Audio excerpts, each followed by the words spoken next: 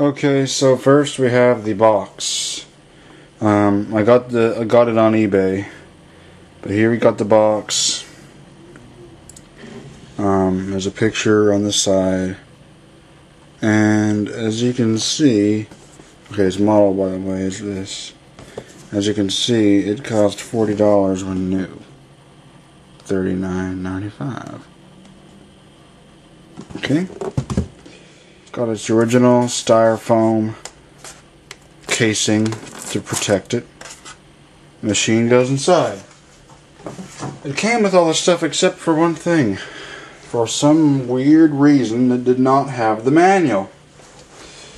Not everything I have in the box, I've already used it and stuff. Here's the power adapter.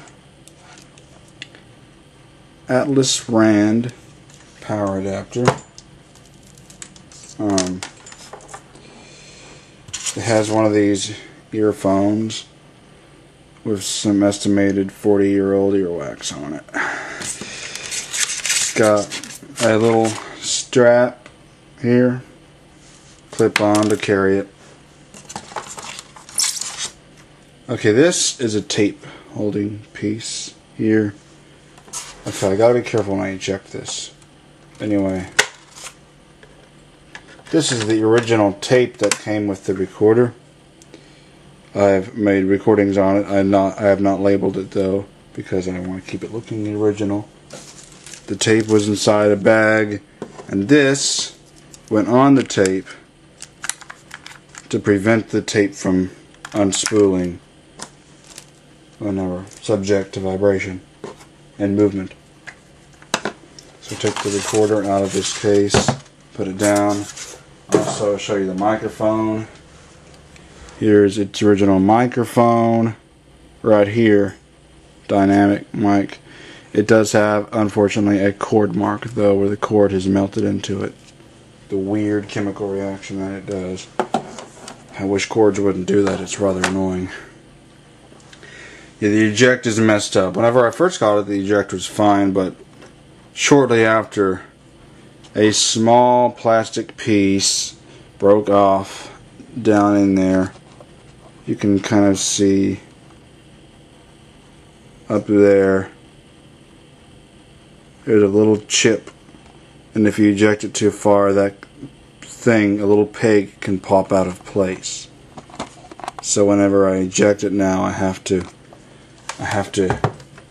can't just push the button and let it swing up, or else it will pop. I have to do that. I have to do it gently.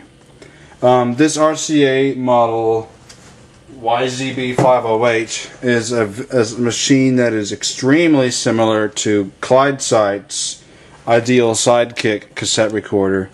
I decided that I'll do a video for him, or a video today, so that he can see the machine. It has nice earth tones to it.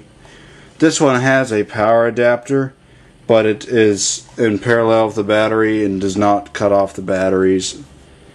And so you can use rechargeables with it, but you have to take the batteries out if they're not rechargeable if you're going to use it with the power. It's got earphone, remote, and mic.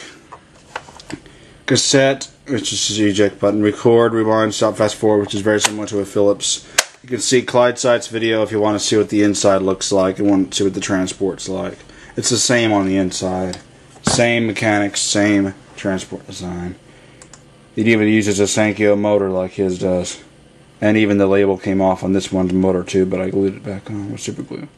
Okay, so let's get this bad boy ready to demonstrate after doing enough describing with the annoying freaking 10-minute time limit of YouTube. Already taken about 4 minutes of the time. Not even gone to even playing a tape yet. Now that's like world record. Already 2 or 3 minutes could be annoying enough, but whenever you take 4 minutes, that's worse. The more minutes taken before showing actual operation, the more annoying things get. If it wasn't this 2-minute time limit, it wouldn't be as bad. But anyway, here we go. I want to just make a recording on side B because I already got in the middle of recordings on the other side. I'm just going to make a short recording on side B to show voice recording quality. By the way, this recorder's DC bias, unfortunately, has a 5 transistor amplifier. You already know the whole recording jig. You just push down record and push that. I want to just pause the video. Okay. Already rewound it.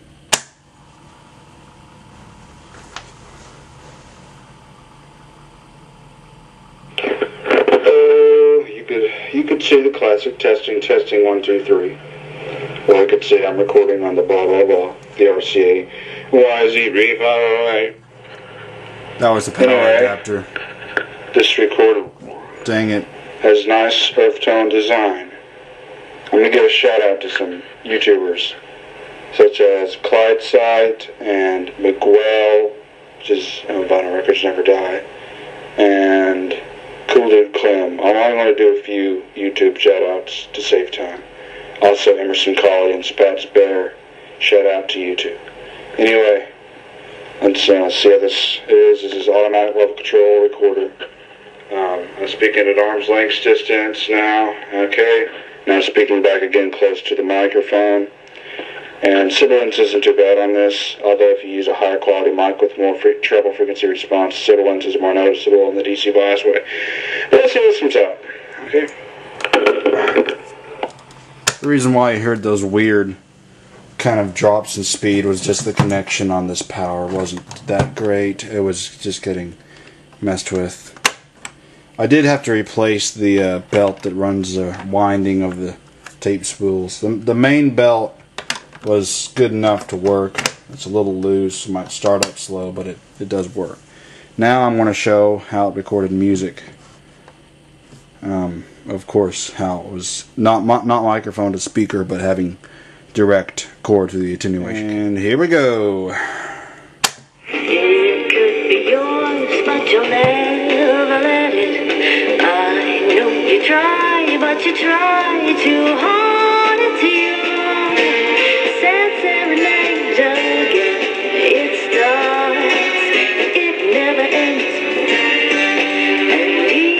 Very nice song.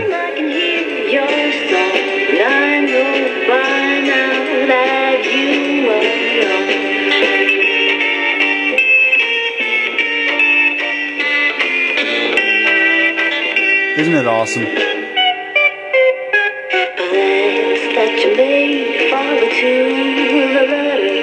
Okay, I want to show a little bit of it in an external speaker now, a small external speaker.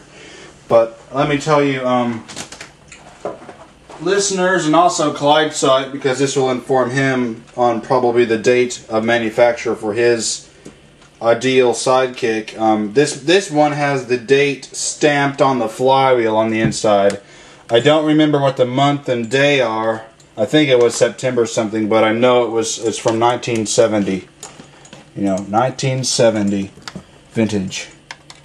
I just got a small realistic speaker right here, you know.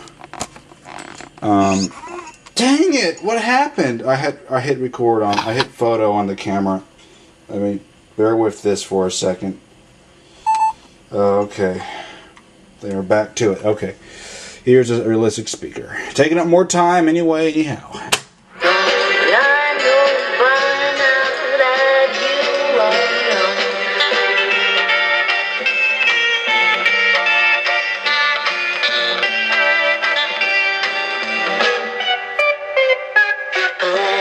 That you made follow to the letter.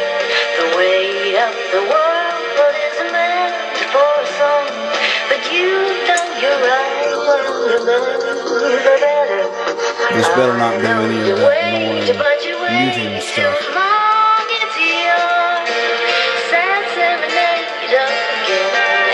That's the annoying thing about YouTube. I hope they quit doing that, because I'm trying to show how the recorder records music. It's neat music, I like it, and I obviously didn't make it. It's made by whatever band did it. I don't know what the band that did this, I just record off the radio, but it's good music, I like it. Anyway, I hope you enjoyed the video of this this RCA cassette recorder. It's quite amazing how well it fits into the widescreen whenever I showed it right there, because I got this thing right on the computer, Windows Movie Maker. I'm doing it direct. But it's a 10-minute video, so let's stop it now.